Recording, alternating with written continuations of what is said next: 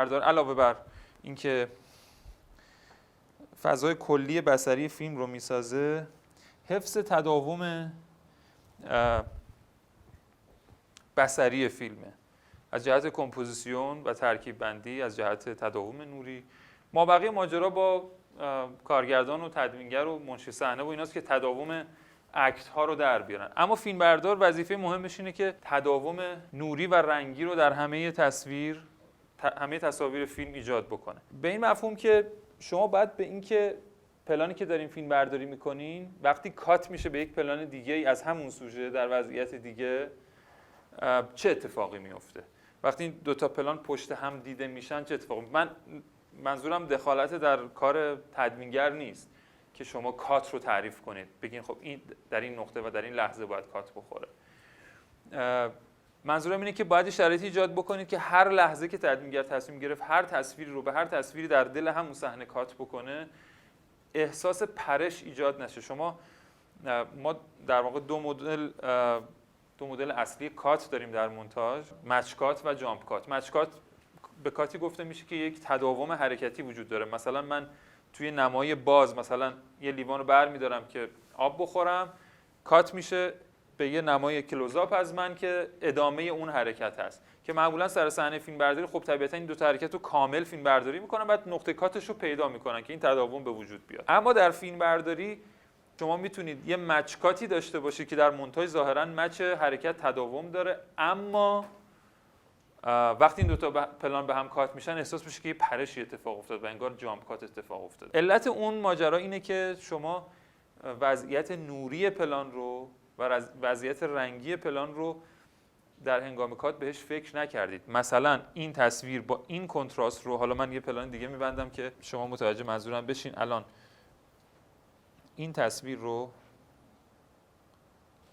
که تقریبا میشه گفت مثلا 1/5 این تصویر بخش روشنه و مابقیش تاریکیه، کات کنین به یک پلان. حالا من میخوام یه فرض کنید کلوزآپ بگیرم از سوژه که 2/3 روشنیه. این کات ولو اینکه اون اکت یکسان باشه، حتی من میگم شما فکر کنید که این دوتا دوربین دارن همزمان رکورد میکنن، یعنی فکر کنید اصلا انقدر مچ کات دقیقه که حتی همزمان داریم با 2 تا دوربین فیلم برداری میکنیم، این کات بدی خواهد شد. شما اگر سعید دستتو بیار مثلا عینک تو جابجا کن.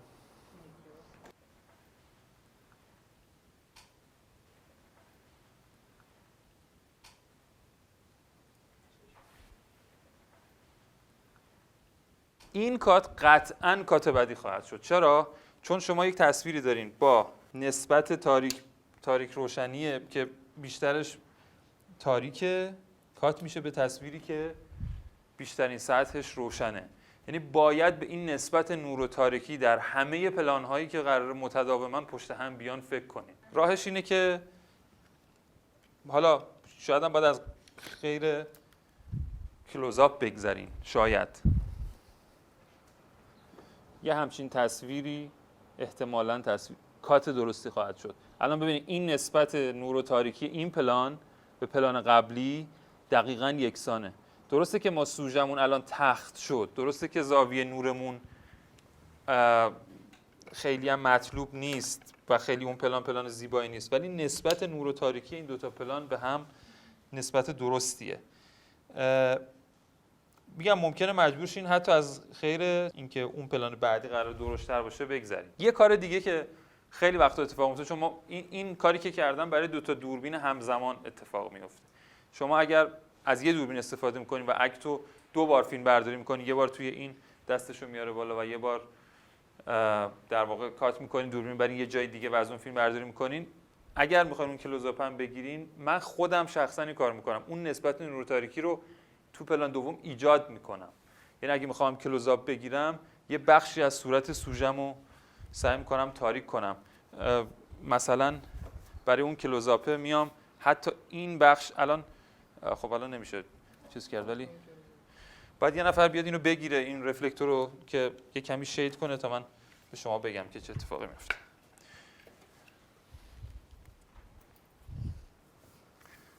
بیا بالا. یک کمی دور شو، یک همچین کاری میکنم. ببین الان گردنش رو تاریک کردم. شما به پلان دوربین ثابته فکر نکنید، به اینی که تو دست من نگاه کنید. این الان تقریبا همون پلانه، ولی نسبت نور و تاریکیشو من تقریبا درست کردم. اگر هم شما سر صحنه این کارو کردین و باز نشد، باز اون کنتراستی که می‌خواستین اتفاق نیفتاد، مرسی، اتفاق نیفتاد، اگر این اتفاق نیفتاد، شما توی تاثیر رنگ میتونین این کار رو انجام بدین. یه بخشی از تصویر رو بگیرین و تاریک کنین حسابی. مثلا توی اون کلوزآپ فقط بذارین این باریکه مثلا جلوی صورت نور بخوره، ما بقیشو ببرین توی تاریک. این کارم میشه توی تاثیر رنگ کرد، به شرطی که درست اکسپوز شده باشه، درست نوردهی اتفاق افتاده باشه. یا حتی ممکنه من چه می‌دونم برم تو نیمرخ و اینجا باز حتی این سطح سفیده انقدر نور خورده باشه که اونم خیلی روشن شده باشه و هی داره این دوتا پلان از هم دور و دورتر میکنه. کاری که ما میکنیم اینه که اون سفیدی رو هم تاریک میکنیم برای اینکه این تداوم اتفاق بیفته. این خیلی چیز مهمیه. یعنی شاید فکر کنید که به نظر اینجوری میاد که دارین تداوم و دارین واقعیت رو مخدوش میکنیم. یعنی من اونجا رو تاریک‌تر میکنم، به نظر میاد که این چه کاریه، داره عملاً راکورد انگار داره به هم میخوره، در حالی که درست این عدم راکورد نهایی تصویر رو ایجاد میکنه. برمیگردم به مثالی که اون اول با امیر پرسید صحبت کردیم. تو صحنه‌هایی که ما توی شب فیلم برداری میکنیم، معمولاً برای اینکه بگیم اینجا خیلی تاریکه، معمولاً یه خط نور ریم لایت یا بک لایتی وجود داره و صورت‌ها معمولاً توی تاریکی زیادی هستند. وقتی ما همچین صحنه‌ای رو فیلم برداری می‌کنیم، معمولاً اون ریم لایت هست. حالا شما فکر کنید دارید از یک راهروی فیلم برداری می‌کنید که سوژه‌تون داره از اون ته به دوربین نزدیک میشه و یه ریم لایت خورده و یه روشنایی کمی مثلا از فضا روی صورتش هست که اون رو روشن می‌کنه. فکر کنید که سوژه داره میاد سمت دوربین، پلان بعدی اینه که دوربین میره اون سمت مقابل و سوژه داره از دوربین دور میشه. اگر من بخوام، من یه نوری دادم که ریم لایتی ایجاد کرده که از اون سمت مقابله. اگه اونجا رو اسمشو A بذاریم، از سمت A داره میتابه به سمت B. حالا من دوربینام میخوام بذارم سمت A. اگه من بخوام به هیچی دست نزنم، اتفاقی که میفته اینه که یه نور شدید دادم که از اون ور ریم لایته، ولی از سمت مقابلش که یه نور تخت کاملا. اگه من بخوام این کارو بکنم، عملاً دارم راکورد رو به هم میزنم، در حالی که ظاهراً هیچی رو دست نزدم. کاری که ما میکنیم اینه ریم لایت و بک لایت رو یا هر چیزی که اسمشو بذاریم رو از سمت A میارم سمت B. یعنی همیشه ریم لایت شما در صحنه‌های شب مقابل دوربین، از سمت از روبروی دوربین به سمت دوربین میتابه. یعنی هر چی شما دوربینتون رو جابجا می‌کنید، اونم هی داره جابجا میشه. صرفا برای اینکه اون ریم لایت رو داشته باشین و در همه اون سکانس این ریم لایت رو داشته باشین. من میگم این تداومه دقیقاً در عدم راکورد واقعی در صحنه اتفاق میفته. من میگم که شما یه سوژه‌ای دارید که یه ریم لایتی داره که میگه اینجا تاریکه. خب حالا مهمم نیست منبع ریم لایت چیه، ممکنه منبعش مهتاب باشه یا هر چیزی، یه منبع نور مصنوعی. اگه من دوربینمو بذارم سمت ریم لایت که از نقطه A داره میتابه، یه تصویر تخت دارم. این دوتا به هم نمیخورن. ابداً منطقش مهم نیست. مهم اینه که احساس تداوم ایجاد کنه. حتی من خودم مهتاب رو در شب توی فیلمی کنار دریا که مهتاب داره میتابه و فضا خارجیه، مهتاب رو 360 درجه جابجا کردم و هیچ کس نمیگه چرا این کار کرد. مهم اینه که اون مهتاب همواره داره یه ریم لایتی به من میده. نهایتاً ساید لایت میشه، هیچ وقت نمیاد روبرو.